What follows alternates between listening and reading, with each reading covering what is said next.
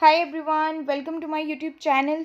आज हम इस वीडियो में जो है वो 20 एमसीक्यू करेंगे। बायोलॉजी के काफ़ी कॉमन से क्वेश्चन है। ये है आपका +2 बायोलॉजी का मॉडल टेस्ट पेपर है। बेसिकली एचपी बोर्ड का जो मॉडल टेस्ट पेपर है +2 बायोलॉजी का सेकेंड टर्मिनल एग्ज़ाम का, वो है ये। तो इसमें से हम जो सिर्फ एमसीक्यूज़ हैं बायो के वो करेंगे। ये आपके जो है वो और भी एग्ज़ाम के लिए काफ़ी ज़्यादा इंपॉर्टेंट है, चाहे वो आपका एचपी टैट का एग्ज़ाम हो, टीजीटी कमीशन हो, पीजीटी बायोलॉजी हो। ठीक है, तो उसके लिए ये जो क्वेश्चंस हम करेंगे काफ़ी इंपॉर्टेंट है। इसको हम डिटेल में जो हम एक्सप्लेन करेंगे। वीडियो को स्टार्ट करने से पहले अगर आपने चैनल को सब्सक्राइब नहीं किया है तो चैनल को सब्सक्राइब कर ले, ताकि आप कोई भी अपडेट जो है वो मिस ना करें। स्टार्ट करते हैं फर्स्ट क्वेश्चन से। The first question is the virus infected cells secrete protein called. तो देखो, जो सेल्स जो होते हैं जब वायरस से इन्फेक्ट हो जाते हैं तो वो एक प्रोटीन जो है वो सिक्रीट करते हैं, जिसको हम बोलते हैं इंटरफेरॉन। ठीक है, ये जो इंटरफेरॉन जो प्रोटीन है वो क्या करती है, बाकी के जो सेल्स होंगे जो कि वायरस से इन्फेक्टेड नहीं है उनको जो है वो ये प्रोटेक्ट करती है, ताकि जो वायरल इन्फेक्शन है वो फर्दर उन सेल्स में जो है वो ना चले जाए। ठीक है, तो कौन सी प्रोटीन जो है वो रिलीज होती है, दैट इज द इंटरफेरॉन। और क्या करती है, बेसिकली ये प्रोटेक्ट करती है non infected cells for the further viral infection. So option C is correct. The next question is the antibodies produced in response to allergy. तो जब एलर्जी होती है तो कौन सा एंटीबॉडी जो है प्रोड्यूस होता है, that is the IgE, that is the immunoglobulin E। Basically जो है वो 5 टाइप की जो है वो आपकी एमिनोग्लोबिन होती है, IgA, D, E and M, and one more that is the IgG। ठीक है, तो इनमें से आपके जो है वो एक दो क्वेश्चंस और बनते हैं। बेसिकली एलर्जी वाला क्वेश्चन भी काफ़ी टाइम आता है, दैट इज द IgE। एक और क्वेश्चन जो है वो आपका आता है कि जो कोलेस्ट्रम होता है, ठीक है, जो मदर से जो है वो मिल्क जिसको हम कोलेस्ट्रम बोलते हैं, उसमें जो है वो कौन सी एंटीबॉडी जो होती है, उसमें होती है IgA।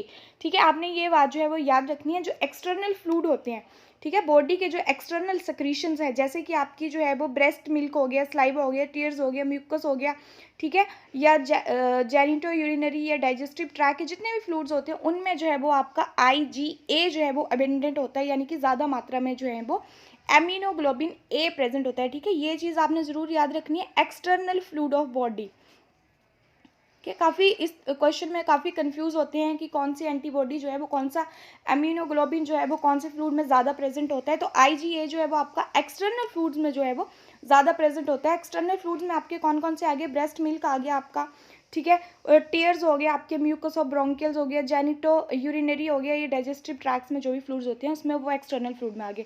बाकी IgG जो है वो आपका वो किस में एवेंटेड होता है, आपका सीरम में। ठीक है, तो ये दोनों में डिफरेंस याद रखना, दोनों ही क्वेश्चन जो है वो काफ़ी इंपॉर्टेंट है।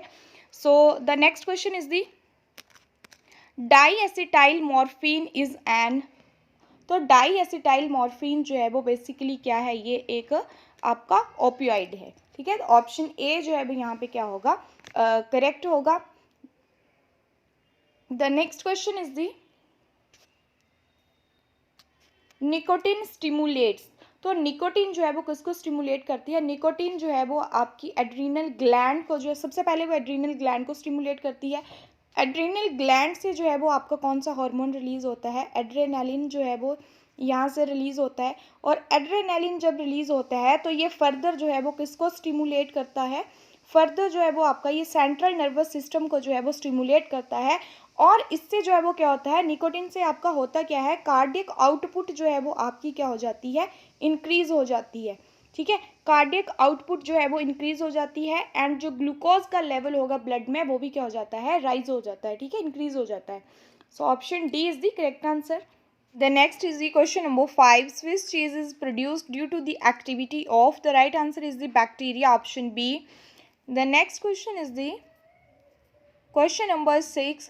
Citric acid is produced by the activity of. तो citric acid आपका जो है वो Aspergillus niger की एक्टिविटी से जो है वो प्रोड्यूस होता है। तो ऑप्शन सी जो है वो यहाँ पे क्या होगा, आपका करेक्ट होगा।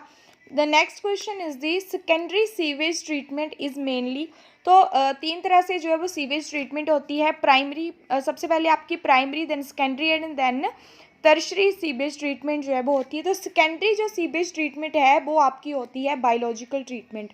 सो option D is the correct answer. Primary one is the mechanical and the tertiary one is the physiochemical treatment. The next is the which of the following is a free living nitrogen fixing bacteria. तो free living nitrogen fixing bacteria जो है वो आपका कौन सा है? The right answer here is the azobacter.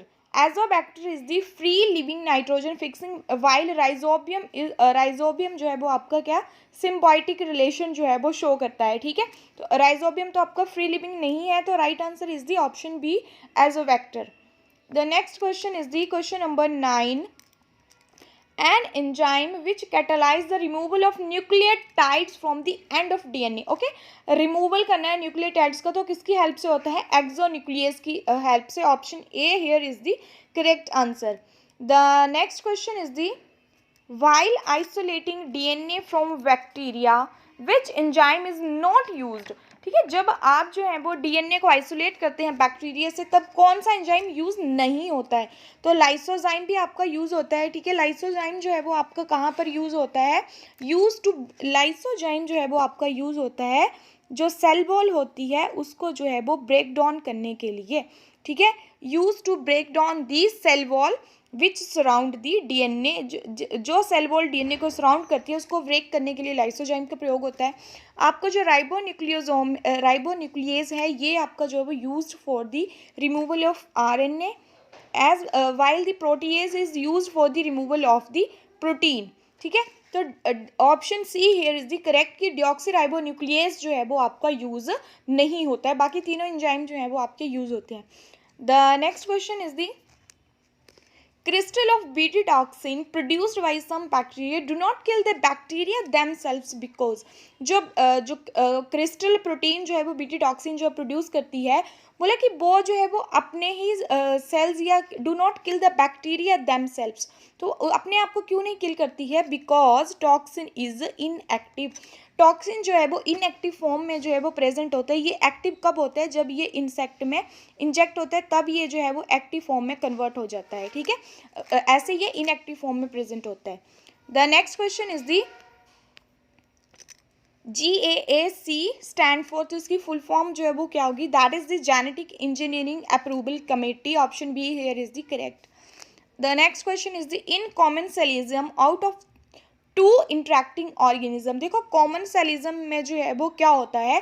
One is benefited while other is unaffected. ठीक है, एक को जो है वो फायदा होगा, दूसरे को जो है वो कोई फर्क नहीं पड़ता है. तो option C here is the correct answer. ये तो आपको बहुत कॉमन है, जहाँ पे दोनों ही बेनिफिटेड होते हैं उसको हम क्या बोलते हैं? म्यूचुअलिज्म बोलते हैं.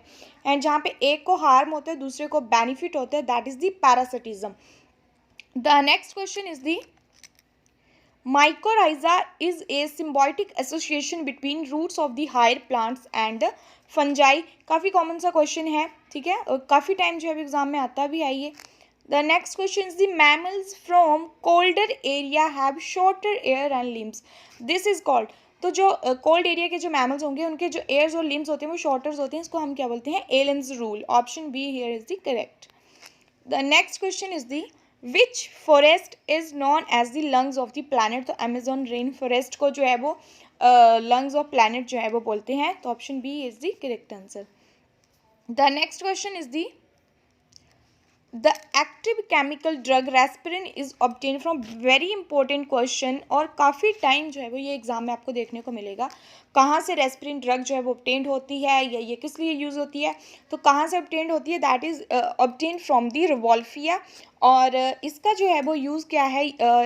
इसका जो यूज़ क्या है, ये कंट्रोल करती है आपकी हाई बीपी को. ठीक है, हाई ब्लड प्रेशर को, और जो साइकोटिक सिम्टम्स होती हैं उनसे भी जो है वो रिलीफ देती है. ठीक है, तो ये क्वेश्चन भी एक बार एग्जाम में आया था कि रेस्पिरिन जो है वो, नीचे ऑप्शंस आए थे कौन सी डिजीज़ के लिए या कौन सी बीमारी को ठीक करने की, तो हाई बीपी के लिए जो यूज़ होती है. The next question is the Rietveld-Popper's hypothesis was given by, so this is given by the option C, Paul is the right answer. The next question is the cryopreservation is preservation of living tissues. तो very simple सा question. Preservation at very low temperature in the liquid nitrogen. Option C here is the correct answer. And the last question is the question number 20. Which is not a hot spot of biodiversity. तो western घाट भी hotspot है, Indo Burma भी है, हिमालय भी है। तो none of the above here is the right answer. So that's all for today and I hope आपको video अच्छी लगी होगी। वीडियो को लाइक शेयर कमेंट करें एंड चैनल को सब्सक्राइब करें। Thanks for watching.